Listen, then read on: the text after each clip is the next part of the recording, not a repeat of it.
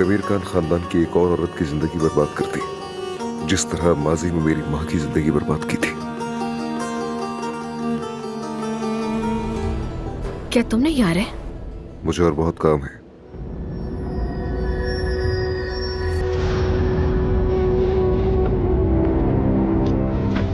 अमानत मेरे पास है।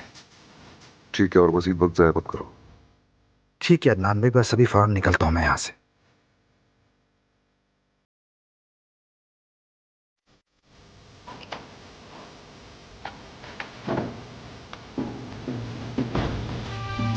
अदनान, अदनान, तमीर खान ने हमारी कंपनी खरीद ली है। क्या? उसने कंपनी के शेयर्स खरीद के इस फजूल लड़की के नाम कर दिए। अल्लाह तुम्हें गारत करे मनहूस लड़की। मैंने कुछ नहीं किया है, कुछ नहीं किया है मैंने, मुझे जाने दिया। मैंने कुछ नहीं किया, जाने दो। मैंने कुछ नहीं किया, मुझे जाने दो। छोड़ो मुझे। वो आदमी जो बगैर सांस लिए जमीन के नीचे पड़ा है तुमसे प्यार करता है। वो